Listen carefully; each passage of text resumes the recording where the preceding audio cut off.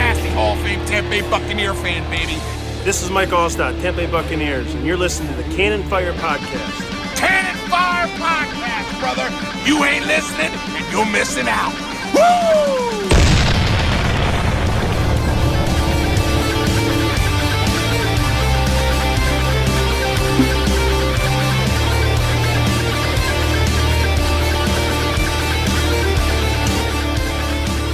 For the 100th time, welcome back, ladies and gentlemen, to a brand new episode of the Cannon Fire Podcast. If you're new around here, I am your host, as always, Rhett Matthew. Joined alongside me, my good buddy and co-host, Mr. Bucks Football, Evan Wanish. Happy 100 episodes. It's been quite a few years in the making, and we're finally here. And we're very excited for a good show that we've got lined up for you today. Now, ladies and gentlemen, we advertised this week a very special guest coming on to the show. We are not alone. We are joined by number 8 for your Tampa Bay Buccaneers. Bradley Pinion is joining us via phone call. Bradley, how are you today, man? Oh, I'm doing good, guys. How are y'all doing? Doing good. Welcome to the show, bud. Very, very glad to have you. So, Happy to be on. Absolutely. Hope you're enjoying your off-season thus far, staying far away from social media and all the news where people just ride on rumors all off-season long. I'm sure you're well familiar with watching it from a distance. Now, very, very, very, very familiar with all that good stuff. I have to ask you right off of the bat. Our fans know you as the People's Champ. And yes. First off, what do you think of the nickname? I mean, you can't hate it. You can't hate the nickname, the People's Champ. Yeah. It's just, I mean, it's awesome, to be honest with you. It's actually an honor. I mean, to be the People's Champ, you got to be a one of a kind. So, y'all think I'm one of a kind? I guess I'll accept the nickname. Oh, absolutely, man. We had an awesome training camp experience. I mean, watching the way that you interacted with everybody who came out to One Buck during the spring. And I don't know if you remember, man, but it kind of stuck around training camp for me. I was at the Pittsburgh preseason game, and I was sitting in the front row behind the Bucks bench, and I remember I yelled at you. I said, "Bradley!" And you turned around, and then I said, "People's Champ!" And then you kind of turned back around. And it's stuck for us ever since then, and it's really cool that you're involved in the community as much as you are. So we've given you the term People's Champ, and I'm glad you like it, man. Very glad you're here as well. But yeah, I mean, getting involved in the community is one of the things that near and dear to my heart. Give it back to the people that give to us every Sunday. And I mean, having y'all in stands, having fans in the stands is what keeps us going. So why not give back to them? And it's, like I said, it's near and dear to my heart. Absolutely. And talking about giving back to the community, you and your wife actually launched your Punts for Pups program in partnership with the Hillsborough County Pet Resource Center. And you guys sponsored a dog for every punt that landed within the 20-yard line. How was that experience? And I mean, how much success did you guys have with that this year? Because it was great to watch. Like, I'm a big dog person, so stuff like that really warms your heart, you know? No, we love all of our dogs so much. But it's just something that's near to our heart. We're huge dog people. And I can't take credit for the idea. I saw Steven Hauschka of the Buffalo Bills, kicker for the Buffalo Bills, kind of do something similar. For every field goal made at home, he sponsored our dog at the shelter in Buffalo. And I was like, you know what, why can't I do something like that? What can I do? And I was like, let's do it for every punt. And I was like, well, every punt's not always a good thing. So let's go do it for every punt inside the 20. And so my wife was like, heck yeah, let's do this. So we just reached out to Hillsborough County Pet Resource Center, and they were all on board.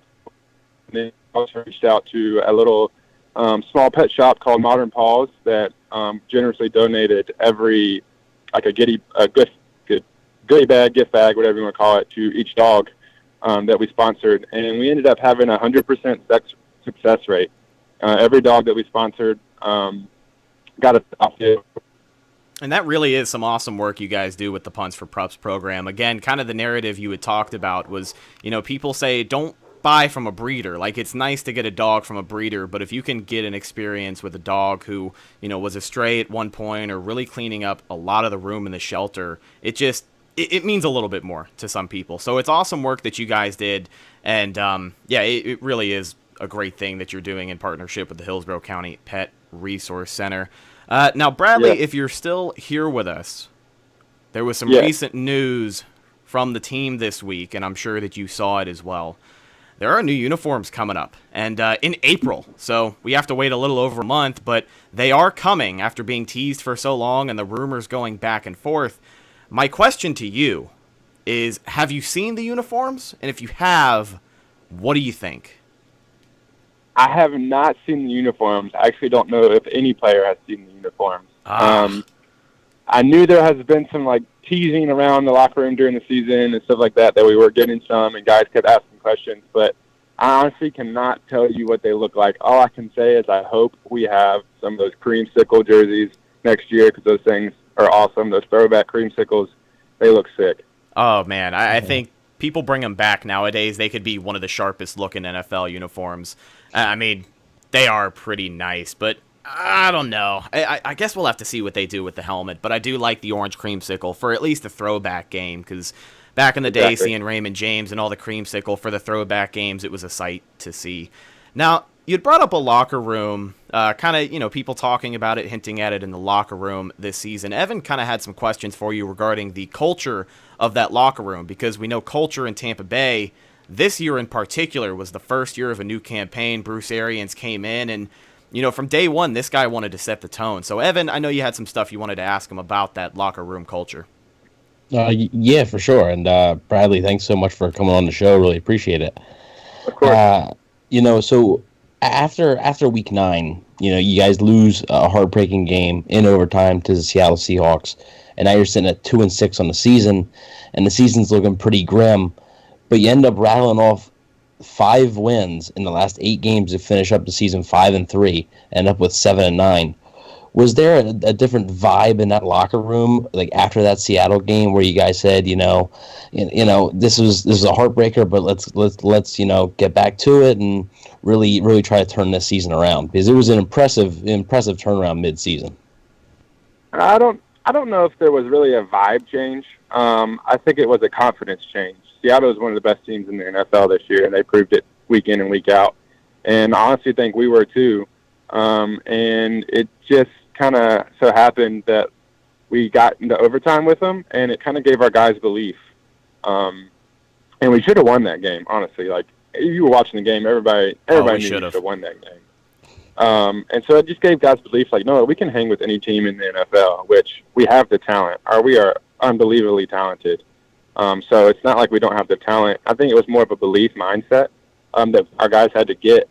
And once we kind of got that belief mindset, there was very few things that could slow us down. The only thing that could slow us down was ourselves.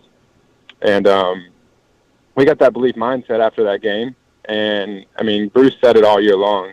He was like, guys, we just got to learn how to win. And once we start learning how to win, we're going to be a force to be reckoned with. Yeah, absolutely. And obviously a big voice in that locker room is not only Bruce Arians, but the quarterback of the Bucs, Jameis Winston. And, a lot of people have, touted him as this great leader and just a guy, that can really rally the troops. What were your thoughts on Jameis Winston? Just, coming in from San Francisco, Jameis Winston's already been in the league. Well, what are your thoughts on Jameis Winston as a leader in that locker room?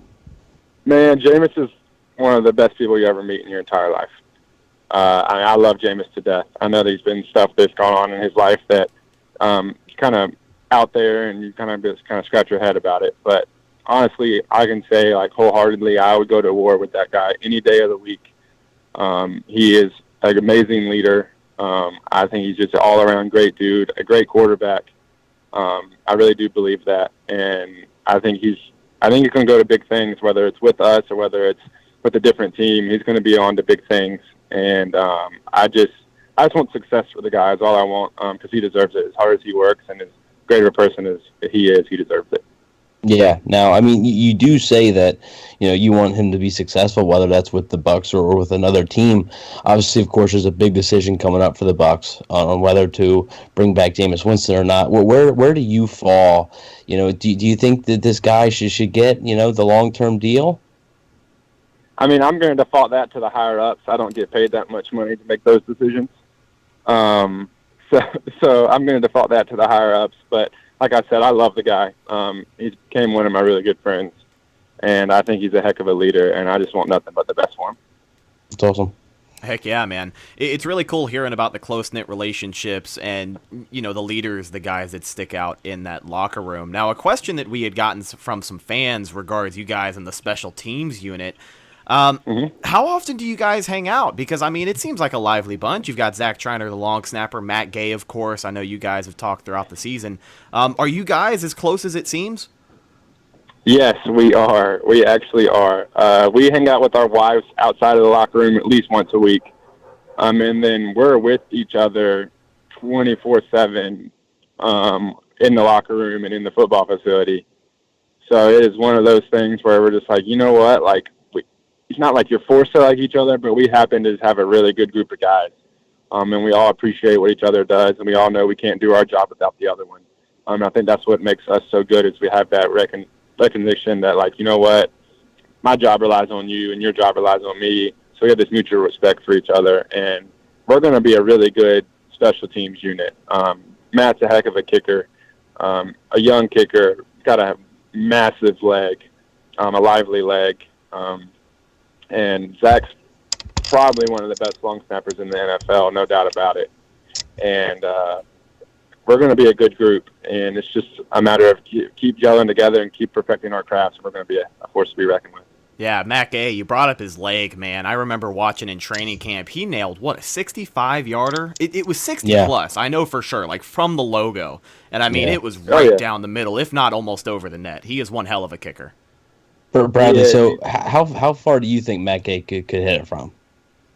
In a game or in practice? What are we talking about? Probably an in-game situation, because, we saw him make, I believe, a 58-yarder against the Rams. I think that was a season long, and we all know about the leg he's got. Right. I think in a game, in the right situations, you could put him out there for a 65, 60. I think you'd give him the record. Give him a 67, 68. I think he'd make it on the right day. I know me and him have talked about that many times. But I think he can make it. I really do. I've seen him hit we practiced some fair catch, free catch situations in practice, and I've seen him hit some monstrous balls. So I think he could really break that record. But he's got a massive leg. Absolutely massive leg. Nice. Yeah, I'm really excited to watch him develop. I know this year you kind of brought up he is a young kicker, still ironing out the kinks, but overall, he is great. I love watching him, and he's a guy that you can root for, absolutely. I'm confident you guys are going to be great because that special teams unit is very, very close-knit. Now, we mentioned some of the guys in the locker room. We mentioned your relationship with the special teams unit. I wanted to ask, are there any other guys in that locker room who really just stand out as maybe less of a vocal leader, but more of a leader by example? Because in the media, you hear about the JPPs, you hear about the Carl Nassib, the guy, just has no quit in him. You hear about the big name guys like Mike Evans, but are there any maybe unsung heroes of that locker room? Maybe some guy who just goes out there, does his job well, sets the tone for everybody, and I don't want to say doesn't get the credit he deserves, but I think you kind of know what I mean. An unsung hero of the locker room. Yeah, you're talking about a guy that maybe is not a big-name guy. And, a guy who doesn't get a lot of credit that I think deserves a lot of credit is Ali Marpet. I know he was a captain this year, but he is a guy that kind of leads by example. And a lot of guys on our whole offensive line, like Donovan, and those are all guys that just work their tail off. And Kappa and just all these guys, our whole line is just dudes that just love to go to work and love to play football. And then you have guys like Chris Godwin. I know he's a big-name guy, kind of really, really, really burst onto the scene this year. But he's not much of a vocal guy, but he leads by example day in and day out. He's one of the most dedicated to his craft that you'll ever see. And you got another quiet guy like Shaq Barrett who burst onto the scene this year, who's not entirely a vocal guy, but is, you saw what he did on the field this year and the way he works and the way his productivity is he's outstanding. Honestly, and I say this wholeheartedly, not just because I'm a Buck, not just because they tell us to, but we literally have one of the best locker rooms that you could ever imagine. You got guys like Jordan Whitehead. You got guys like Justin Watson. These are all guys that just work day in and day out to perfect their craft, and they're so good at perfecting their craft, whether it be on special teams or on the offensive or defensive side of the ball. I mean, these guys are just they don't want the recognition. They just want to play football, and that's what you love to see. Oh, yeah. Now, you started things off. You brought up Ali Marpet. I mean, this guy, former All-Pro, he is one of the best offensive linemen in the league, if I really have to go out there. Not even biased either. But looking at that offensive line, I really wanted to bring up Ryan Jensen in particular because I wanted to ask you this question, man. Have you seen his truck? Have I seen his truck? Yeah. Yes, I have. My truck's just as big as his. Oh, man, it's badass. I'm a sucker for big trucks. I used to have a 98 Ram with a 5.9 in it. It wasn't nearly as shiny and special and nice as your guys' trucks, but I love it. I see him driving down the road every once in a while, and it's so synonymous. It's hard to miss, isn't it? Oh, dude, I love it. I love it. It's so pretty. But thank you for coming on and answering some questions we have. We have a few more questions for you before we let you go. Okay. Now, we talked about the locker room, your experience with Tampa Bay. I really wanted to get into. First, when you first came into Tampa Bay, what was your first interaction with Bruce Arians? And then I'll follow it up. What is your overall opinion of head coach Bruce Arians? I mean, how did that all go for you? So I've had known Bruce for a minute. He kind of, I won't say recruited me, but kind of talked to me coming out of college. And he was a guy that I've always respected. He had some close ties with some people at Clemson. They've worked together. So I've known Bruce for a little bit, just around, seen him around, talked to him a tad before actually getting to being coached by him. And I love Bruce. He is going to tell you exactly how he feels. He's not going to sugarcoat it. He's going to tell you why he feels that way, and then he's going to turn around and tell you he loved you no matter what. And that's just the type of guy he is. And that's the type of guy I like to play for and that I respect. Because they tell you exactly how they feel. There's no trying to guess like, oh, do they want this? Do they want that? No, they're going to tell you exactly what they want. They're going to tell you exactly how they want you to do it. And then they expect you to go execute it to the best of your ability. And you can't ask for anything more from a head coach.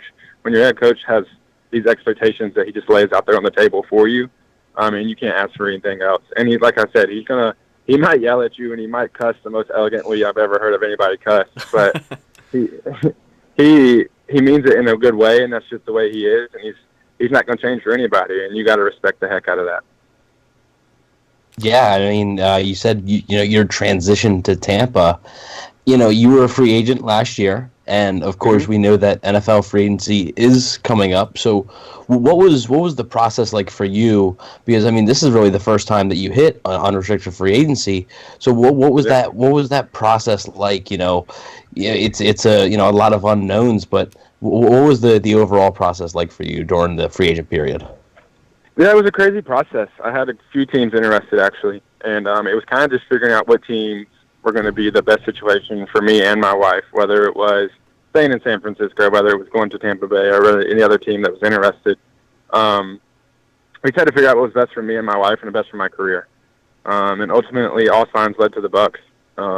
Close to home, great coaching staff. You can't ask for much better weather than Tampa. A little hot sometimes, maybe, but you can't ask for much better weather than Tampa. And it was just one of those situations where Tampa was like a dream team, one of those dream scenarios with the right amount of money involved, and it was a deal hard to pass up on. And it was a stressful process. I'm making it sound real easy right now, but it was a stressful process. But it was awesome. Couldn't end up any better. Extremely pleased with the decision that me and my wife made, and the decision for the Bucs to bring me on board. And I'm honestly just looking forward to where this team's going to go. Awesome. Now, I wanted to ask you about something else, and this happened during the season. This happened during a game, and I remember watching it on TV and then never really hearing anything. I wanted to ask you firsthand. So I'm sure you remember fondly, before the Colts game, you guys were on the field doing some warm-ups, and then Quentin Nelson kind of walked over, maybe said a few things, and then proceeded to punt the ball. Did you guys ever make up? I mean, was there ever I won't ask you what he said, but like, was there anything that ever did come out of that? Did you guys ever talk about it, or I mean, what was that whole situation? Yeah, so I was warming up, same spot I always do, and he was warming up, I guess, in the same spot he always does. I have no idea. But I was punting the ball, and he happened to be standing towards the area I was punting, and I hit one, and it hit him in the back of the head. And it's kind of hard when you see somebody to get hit in the back of the head not to laugh with the football. It's just so I just kind of chuckled and was like, kind of threw my hand up like, my bad. And he started walking my way, and I was like, well, all right, if we're going to exchange a punter for the probably one of the top offensive linemen in the league, here we go. And so he starts walking towards me, and as he gets closer, I kind of walk towards him. And he was like, man, I just want you to apologize. And I was like, my bad, dude. Like, I would never purposely try to hit you. Like, that's just not who I am. And I was like, but I'm going to go ahead and warn you. Like, I need to keep punting right there. So I'm going to keep punting right there. Like, you have a whole other 50 yards where you can do your little kickbacks on your offensive line stuff. Like, I'm going to keep punting right there. And so he proceeds to walk straight back to that same exact spot. And I was like, dude, like, you got to be kidding me. Like, I told you I was going to keep punting right there. So, of course, I just keep punting right there. And I come within probably a good foot of hitting him again. And not trying to, just I told him I was going to, hey, I'm going to punt right there. And it came to a good foot of hitting him again. That's when he took the ball and punted it into the stands. And him punting into the stands was actually hysterical to me, if I'm going to be honest. Did you think he had the leg? He actually, he had some good form. Okay. His drop was a little off. He was a lefty, which, I mean, I have to switch my point of view for a lefty. But no, he punted into the stands, and then that was kind of the end of that. But after the game, I went up to him and was like, dude, look, I hope you realize, like, I wasn't trying to hit you. I'd never try to hit somebody with the ball. Like, I've been hit with the punt before. It doesn't feel good. So, like, I apologize. He was like, oh, no, you're good. But it was just one of those things where everybody's emotions run high before a game, and you want to show how big and bad we are because we all want to win the game, and we all have that intimidation factor. So it was just one of those by happenstance. Will happen maybe once in my whole entire career, probably. But he got hit, and it was just one of those things where he wanted an apology, and I gave him one, and everything was good from there. Well, I'm very glad to hear that you guys made up, and it was great to hear the full story in depth because I was kind of curious, like what he said to you. So I'm glad you were able to get into detail on that. Now, we've got one final question for you before we wrap up, and this is one more so for the fans. Bradley, okay. If there's anything that you can tell the fans of Tampa Bay football about the 2020 campaign ahead of us, what would you say? I'd say hold on to your seats. It's going to be an awesome ride. It's going to be fun. There's going to be a lot of games won. It's going to be some hard-fought battles. Just always know that we're going to give it our best. We're going to put it all out there on the line for y'all. And we just ask that y'all do the same for us. Come to the games every Sunday, support us, and cheer us on loud and proud. And that's about all we can ask for. Absolutely. We are gearing up for a fantastic year. Very excited for things to come. Ladies and gentlemen, Bradley Pinion, number 8, the punter for your Tampa Bay Buccaneers. Thank you so much for jumping on, answering some questions with us, and celebrating the 100th episode of CFP with us. We really do appreciate you. Thanks, Bradley. Yeah, congrats on 100 episodes, and go Bucs. Thanks, man. Go Thanks, Bucs. man. Now, I'm sure you guys have been following along very closely on Twitter, but the NFL Combine started up this week. Everybody is in Indianapolis covering that, from former Tampa Bay Trevor Sikkema and the Draft Network to all the guys over at Pewter Report. Everybody far and wide is talking about the Combine. And something interesting that came out of the Combine today was a press conference with two big Buccaneer icons, and that's head coach Bruce Arians and general manager Jason Light. Now, this is the first time we have heard these guys talk in a press conference setting since, the very end of the season when they did their closing presser? I'll tell you what, Jason Light hasn't talked since, last offseason. So, yeah. Jason Light didn't talk at the Senior Bowl. Normally he does. He didn't talk then. He was at the Shrine game, didn't talk to any media there he didn't talk. So, this is the first time we've heard Bruce Arians talk in a press conference since the last day of the season, that Monday. But we have not heard Jason Light talk at all for a long time. So this was the first action that we've seen Jason Light. next time you'll see him talk is probably a free agent signing, whether that's re-signing, Shaq Barrett, Jameis Winston, or something like that, or signing a new guy. That's probably the next time you'll see him talk. Yeah. Now, one of the big things that I took away from both of their conference time today was it seems like priority number one to keep all of our defensive free agents together. That's kind of what it seems like the consensus is among the Buccaneers and how they're going to approach things. So I'll ask you this. With that being priority number one, priority number two, obviously you have to figure out what you're going to do with Jameis Winston as well. And then you've got 15 plus other free agents you have to deal with. Yeah. But with the Buccaneers kind of coming out, and I know it's that time of year where people can say things and not exactly mean it in that sense, but with the Buccaneers coming out and saying, listen, we got to get our defensive guys back. Bruce Arians says he's been in talks with Ndamukong Suh, and Suh wants to stay in Tampa, which I'm sure is for the right price. So with that being it's going to have to be for a lower price. Right. With that being top priority, can we expect a not blockbuster offseason? Like, I know we kind of said the same thing about last season, and then Suh was that big blockbuster pick everybody was talking about and was waiting on. But as of right now, it seems like the only guy that they could get that would blow me away would be someone like Tony Jefferson.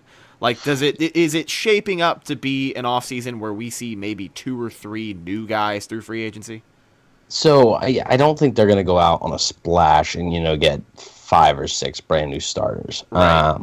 Don't think that's going to happen. I think they're going to do a little bit of a mix of what they did last year versus maybe a little bit more of a splash. Maybe that splash is Tony Jefferson, and then there's a few guys like a Shaq Barrett, like a 1-year prove-it deal, Brashard Perry, a 1-year prove-it deal, sort of like that. So, because they are going to have more money, a little bit more money to play with this offseason than they did last offseason. So I think Bruce Arians truly believes that they're close to the playoffs. And I think Jason Light realizes that if they go 6-10 or 5-11, like, he's done. So I don't think they want to sit on their hands, but I also don't think they're going to go out, and re-sign Shaq Barrett and JPP and Ndamukong Suh and then, try to sign Jadeveon Clowney. Like, that's not going to happen. Right. So, maybe a guy like Tony Jefferson is an option. And then, look for some bargain guys, like running back, maybe a guy like Chris Thompson from Washington. A few guys that aren't going to break the bank, really. So we'll see. It really depends on what they do in free agency. If they let Jason Pierre-Paul go, that's probably $10 million or so you're not spending there. Maybe you can spend it elsewhere. Maybe make more of a splash. We'll see. It all depends. The Ndamukong Suh, it's going to have to be for the right price. Like I said, Shaq Barrett. If my predictions right now are Shaq Barrett and JPP staying, Carl Nassib's going, and Ndamukong Suh, I'm leaning towards going. I just think today I'm kind of leaning towards staying. I think there's going to be some team out there that's going to pay him close to what he got last year. I don't think the Bucs can or will. So let me present this situation, because Ndamukong Suh is at the point in his career where he is statistically made more money than any NFL player ever, right? Like, is that kind of the thing? He's been so lucrative with his deals over the years. He's just made a ridiculous amount of money. It's a lot of money. That Miami deal he signed was huge. So do you think, because, for Bruce to come out and say something like that, those must have been some good conversations. I imagine, it's kind of a stalemate. Like, as a free agent, you can say one thing and then go do another. We've seen it happen several thousand times. But if you would have asked me this 6 months ago, I would have told you were crazy. But as of right now, it just seems less and less far-fetched that a guy like Ndamukong Suh would maybe take, I don't know, $3 million less than what another team would offer him to stay in Tampa.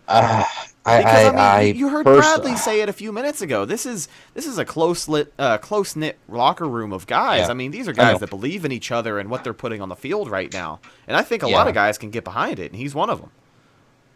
Yes and no, because the problem is it's not like Suh. Suh has a history of sort of doing this. This is going to be, like the Bucs were his 4th team. So who knows, right? If there's a team offering $9 million and the Bucs are around 5.5 or so, I personally think he'll probably take the $9 million. I probably would. but I don't blame him. But it all depends on what his price is versus what the Bucks' price is versus what the market is, because there's some rumblings the Raiders could potentially go after him. I've been hearing the Cowboys could potentially go after him. Especially a team like the Raiders, they got some money to spend. John Gruden might love him some Ndamukong Suh, and if they could throw $10 million at him for 1 year, and he might take it, go back to basically, well, not go back to the Bay Area because they're in Vegas now, but West Coast. yeah, pretty much go back to the West Coast. He was already in LA. He was in Miami, Florida. Clearly, after leaving Detroit, he likes nice weather. So all he's got to do now is play for Jacksonville, and he's played for every professional football team there is in Florida. Yeah, so Jaguars confirmed interest in Ndamukong Suh. Yeah, absolutely. You heard it here first. He's going for the Florida three-peat. All right, yeah, that's fine. So we'll see, but we're kidding. Yeah, by the way, that was a joke for anyone who wants to run with that. That was totally a joke. Yeah, I don't think he's going to Jacksonville, but we'll see. But yeah, I'm not 100% positive that he's back. Like I said, it really all depends on what that market is for him. I think the Bucks want Sue back, but I think they really want Shaq and JVP back. Those are the two that they feel they need to have back. Yeah, that's maybe priority one. I sort of have this fear that JVP might be pricing himself out, because I think on the open market he could get upwards to $13 million a year for a 2-3 year deal from a team that is maybe closer to contention. And nobody wants to hear it, like somebody like the Saints. I'm not saying the Saints are interested in him. I'm just saying somebody like that, a team that feels like they're Super Bowl ready. Maybe a team like the Patriots, needs a little bit more pass rush. A team like the Cowboys, teams like that could maybe throw some money at him. But we'll see. I still think he stays in Tampa, but we'll see. Yeah. I don't know, man. It is a big question mark regarding Ndamukong Suh. Now, now we got to talk about the elephant in the room, right? Well, I was going to follow it up and say we got some more quarterback talk from Jason Light and Bruce Arians, and guess what? They said the same thing that they've been saying for 4 months. Well, it sort of confirms what I was saying on Twitter the other day, and people were kind of bashing me for it. So. I saw you got some backlash. So throw it out there. Let's see what the people think. What do you think is going on right now, and what do you think the Bucs have their sights set on? So I think, and I believe it was almost pretty much confirmed today with what Bruce Arians said. I think the Bucs' number one target, if you lined up all the free agent quarterbacks and all the free agent, not really free agent, but the trade candidates, Derek Carrs, Matt Stafford, stuff like that, those guys. If you lined up all up, I believe that the Bucs would choose Tom Brady. I think Tom Brady is their number one target.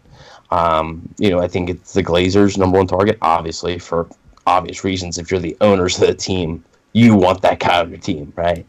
You want him. Right. Because that's an instant, ticket season. People may not be keen on Brady right now. They're like, oh, Jameis, right? That's a franchise shockwave move. Dude, I guarantee you, getting Tom Brady, season tickets would immediately go up, right? Ask the Broncos what happened when they signed Peyton Manning. Okay, they went from Tim Tebow to Peyton Manning. Come on. So I believe that Brady is their number one target. And a lot of people were like, oh, keep dreaming and stuff like that. I never said Brady was coming to Tampa. I said I don't believe he's going to come to Tampa, but I believe that's who they want the most. So I think they end up with Jameis Winston still. Bruce Arians mentioned 3 quarterbacks by name today. Tom Brady was the first one he said. Then Drew Brees, but we've already pretty much confirmed that Drew Brees is going to be back with the Saints. And then Phillip Rivers, which Phillip Rivers in Indianapolis seems to be gaining more and more steam. So we'll see. I think for Indianapolis, it's going to come down to either Phillip Rivers or maybe Derek Carr. I think it's definitely, to me, Carr is only on the block if Brady goes to Oakland. So right. I personally don't think. I think Brady either ends up. So Brady doesn't go to Oakland. You still don't think there's a possibility that Carr gets dealt anywhere else? No, because there's no other quarterback. who else are the Raiders going to sign? Like, they haven't shown much interest in Phillip Rivers. I mean, Matt Stafford for Derek Carr, that swap, that wouldn't make much sense. Teddy Bridgewater, they haven't shown much interest in him, even though I would like Teddy Bridgewater in the Raiders offense. Yeah. But yeah, I just personally think that, and this is crazy, right? Like, that we're talking about this. There's so many quarterbacks this offseason that could be available. And, who, if you had to guess, right, if you would just really say, who's the leader? Once they go, everything's going to fall into place? Oh, it's Tom Brady. He is Tom the Brady. wild card. He's the wild card. Because if he says he's staying in New England. If he goes to Tennessee, that means Ryan Tannehill's available. Right. If he goes to Oakland, that means Derek Carr's getting traded. Mm-hmm. What if, Derek Carr gets traded somewhere, gets traded to Indy, what happens with Jacoby Brissett? A lot of that stuff. And of course, the possibility that Tom Brady comes to don the new red and pewter threads will be unveiling in April, and then Jameis Winston goes to Indianapolis. I mean, what?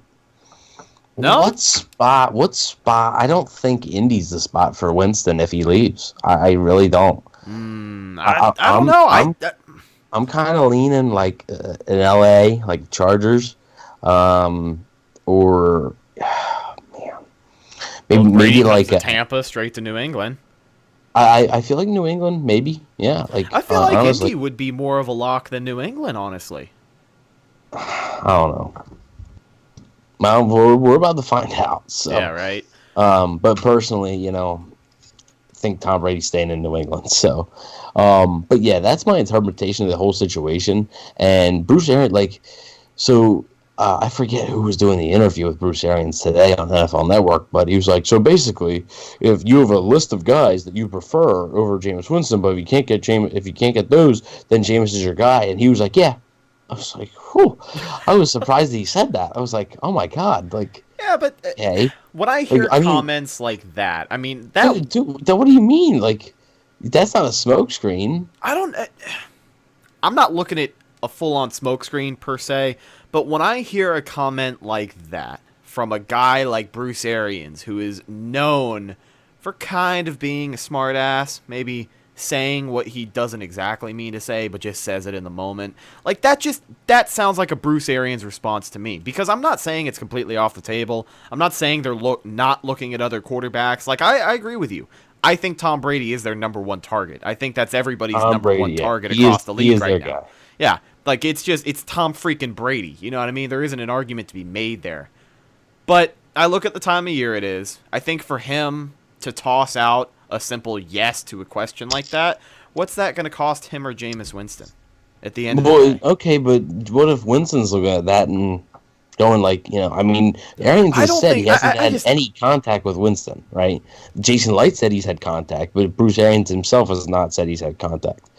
So, like, if you're Jameis Winston, looking at that, like, I don't like that, right? Like, if just from like a player's perspective, like if I went over and was like, was talking to somebody and they were like, yeah, if you can find, if you can find a different co-host, you stick with Rhett. I was like, oh yeah, then sure. Like, yeah, right. No, like how would you feel? Like.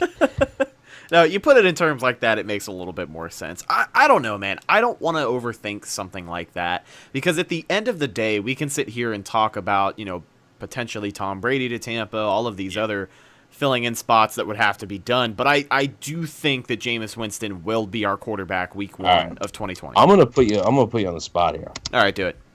Now, this may be a mistake because you might not be able to rattle them off like that. What are your predictions for the quarterback carousel?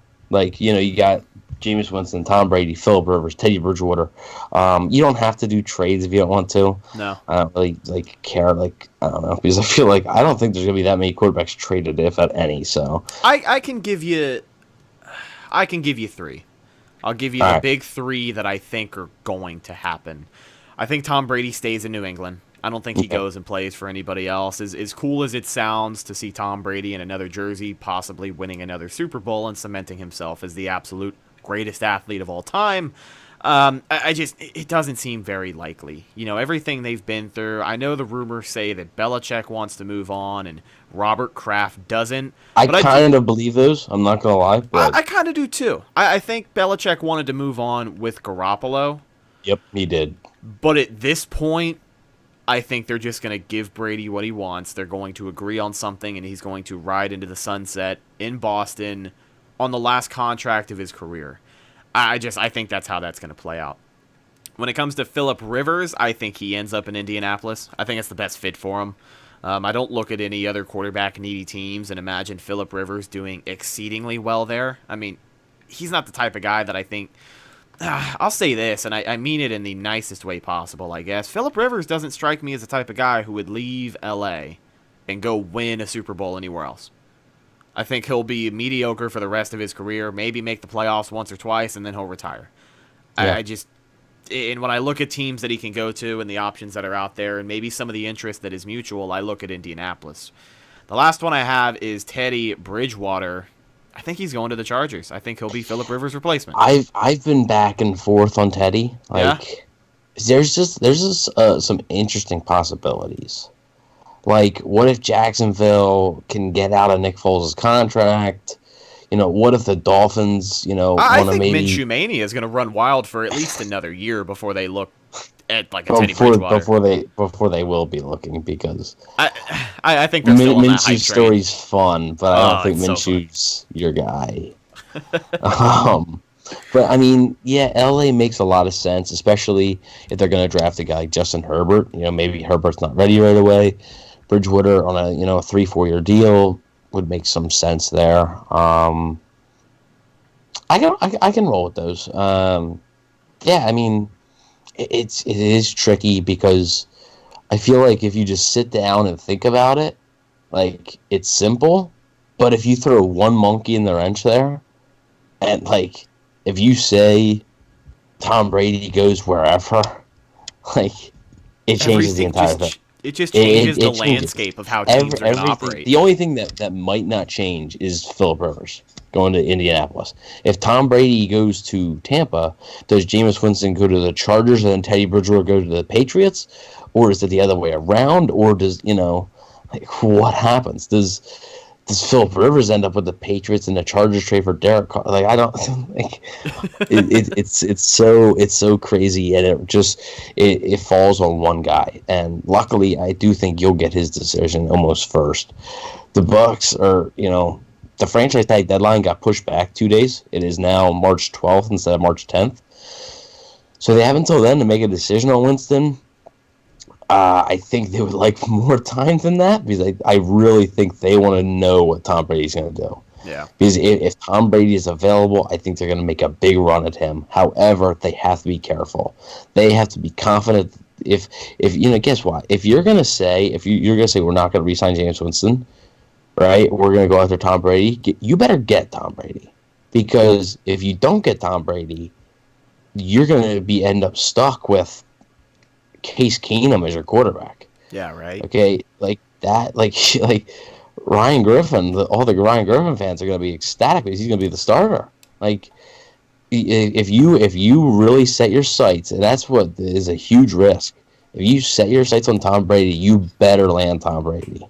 And that's going to be fun to watch if it ends up happening that way. If Tom Brady comes out and says, "I'm not coming back to New England. I'm hitting the open market," dude. It's going to be like watching an eBay bidding war between these teams. Like, it's going to be incredible. The Bucs will go over $30 million for Tom Brady. I believe they would. That's been reported elsewhere. Plus, it's been relayed to me that they aren't really keen on going too much over $30 million for Jameis Winston, but for Tom Brady, they will. And that just goes back into the mentality that you brought up. If you're going to get Brady, if you're going to go out on a limb, you better get it done. Because if you don't, then you are just royally screwed for the season that, let's be frank, this 2019 team worked so hard to put together.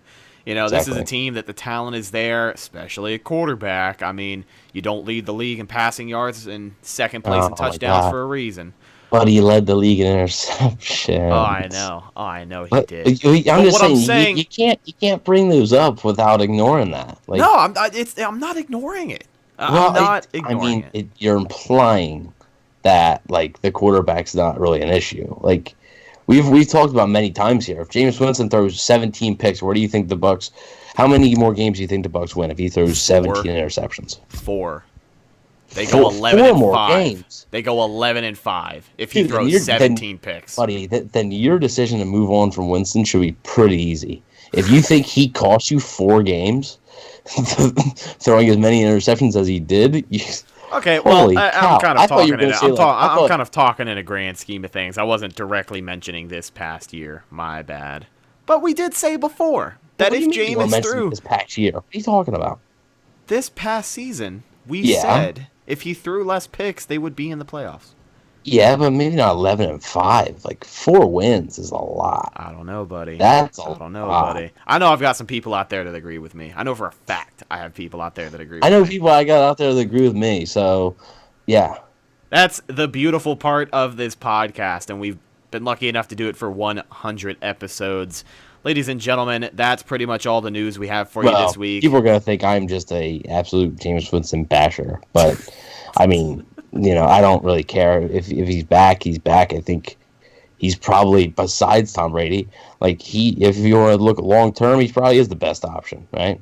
Probably. If you guys have stuck around for 100 episodes, you should know firsthand that Evan Wanish does not pull punches. Okay. I don't, because I like Winston. I do. I like Jameis Winston. Let's get that out there right now. But I'm also not going to sit here and kiss you know what. I'm just a big fan. I'm not saying you do. I'm just saying that I'm not going to sit here and do that. Oh, no. I'll sit here and say that I do. I do it every single week. Hey, your word, it's not mine. Yeah, right. Ladies and gentlemen, that's pretty much all the news we have for you right now. Combine time is coming up. If you have anybody in particular you're looking at, make sure you stay close. There's a lot of great people doing a really good job of reporting outside of Indianapolis. Support those people. Support the hard work that they put into this, because I know that sitting there at the Combine and posting anything and everything of minute detail that you could think is important is something that I would not be able to do. So if you're eating up all that off-season content, that's the place to do it. Make sure you all support those guys, everyone that we mentioned at the beginning of the show. Thank you for 100 episodes. It seems really weird that this is episode 100, and then the next episode will be 101. I or remember... we could do like Pewter Report did, episode 100, part 1. Right. We'll have 17 or 18 parts of episode 100. We'll have Bradley Pinion on 17 times, and then he'll just stop answering our phone calls. Yeah, he'll just be like, okay, enough of this. I can only talk about punting the ball so many times. Right, yeah. Now, it's just, I was kind of saying how crazy it is that we're at 100 episodes. Evan, you and I started doing podcasts together in, 2014, 2015? Man, I think it was 2014. I want to say it was 2014. It was, that was a little show called Another Sports Podcast, right? Yeah, well, 2014, we had another sports podcast. But we also, I remember I did for a long time, I did a wrestling podcast called Wrestling Talks. And we had a mutual friend who was here on YouTube. That's Big T. I remember you, me, and Big T would jump on. We'd talk some wrestling, talk about whatever was going on in the realm of wrestling that week. And then Wrestling Talks, we kind of, I moved on from it because I wasn't enjoying the product anymore. But you and I remained friends. And yeah, we started ASP. It was you, me, and our buddy Morgan, who we've had on the show before. Yeah. ASP lasted maybe 8-9 episodes. Yeah, the issue was just a lot of scheduling stuff. A lot of scheduling stuff. I think you were still in high school, and you were just really busy, and we weren't getting the views that we thought we could. Yeah, and I mean, that's how this show started. We did 30, 40 episodes that really not a lot of people were watching and tuning into, but the fact that we're as passionate about Tampa Bay as we are is, I think, what kept us going and what makes this so enjoyable and what makes it worth it at the end of the day is anyone and everyone who has tuned in. If you're listening right now, we appreciate you. If you've listened at all in the past, we appreciate you very, very much. And we are very lucky to have made it this far. I mean, we got Bradley freaking Pinion on the Cannon Fire podcast. That's something we wouldn't have been able to do a year and a half, 2 years ago. So thank you so much to anyone and everyone for all your support over the years. Yeah, so basically, I want to thank Rhett. Of course, I want to thank you, buddy, for, without this, without you, if you guys don't know, Rhett's like really the tech guy. Like, without him, there would be no show. So, thanks a lot. I mean, I actually started, the name like Cannon Fire Podcast kind of on Podbean. And I was recording like 15-minute shows, and it was not that great. And then Rhett came along and basically said, like, how about we do this? And after that, it's just been a great roller coaster ride. And obviously, with anything, like I said, it has ups and its downs, but a lot more ups, and it's starting to trend up even more. So thank you a lot, man. Really appreciate it. And show wouldn't be where it's at without you. Oh, thanks, man. That means a lot. I'm blushing. I'm about to cry right here on camera. It's really embarrassing. But that was my goal. Thanks, buddy. Ladies and gentlemen, thank you so much for listening to this episode of the Cannon Fire Podcast. You can follow the show on social media, Facebook, Instagram, and Twitter. All of those are Cannon Fire Podcast. If you just search it, you'll find us. You can follow myself on social media, Instagram and Twitter, where I get into my shenanigans yelling about anything and everything Tampa Bay sports. You can follow me there at Rhettakus, Rhettakus. And real quick, one note, because you just mentioned your Twitter and Tampa Bay Sports. How about those Vipers? Oh, man, the diapers? I have officially given up my fanhood of the Vipers. I am a free agent right now in the realm of the XFL. I know that you were. Even though they got absolutely destroyed. Yeah, I know you came out. You said you're a DC Defenders fan. They just got whooped by LA. Oh, man. I think I'm just going to sit back this year, and I'm going to watch with an unbiased view. I'm going to watch whatever game is on. I'm going to watch for the exciting players. I really like PJ Walker. Like, I'm kind of leaning towards Houston. He's so fun. Dude, he went to Temple. He's a Philly guy. I was like, all right. Yeah. He's just so good, man. So, like, I don't know. I don't think Houston's my team. I'm going to spend the rest of the season with an unbiased microscope. Yeah, I've just started to hate the Vipers. Like, they announced today. Mark Trestman came out and said he gave the players the day off of practice because they needed some rest and relaxation. That's fine. All right, whatever. They got their asses kicked. But then he comes out and he says, after 2 weeks of riding the bench, Aaron Murray might be able to play this weekend. And if he's able to play, guess what? He's starting. All I want to see from the XFL, all I want to see from the Tampa Bay Vipers is Quentin Flowers play for just 2 drives in a row. That's all I want. Give the guy 5 chances to throw the ball, 5 other chances to maybe, I don't know, do something with the run game, see if he can make something out of nothing. But give the guy a fair chance, damn it.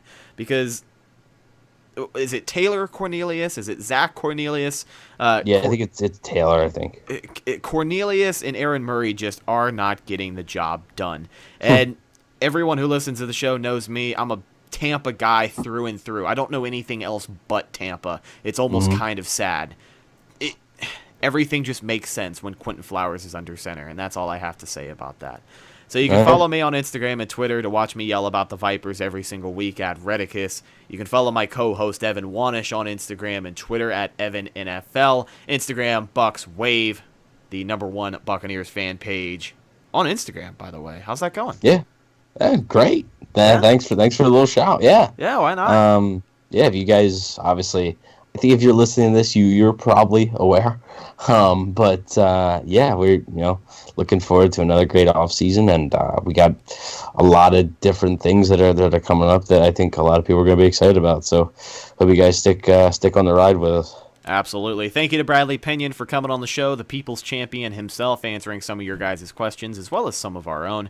And before we get out of here, we have to give one more shout out to the sponsor who is huge in the success of CFP over the past year and a half.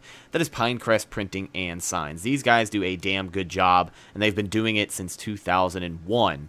for the Tampa Bay area. If you have an image for your business, these guys are going to do whatever they can to make sure you take it to the next level. They've got you hooked up with business cards, stickers, they do apparel, they bump up in size, go to banners, you can do flags, custom wallpapers, they even do vehicle wraps. Anything and everything that you can put your name on, they are ready to help you take to the next level.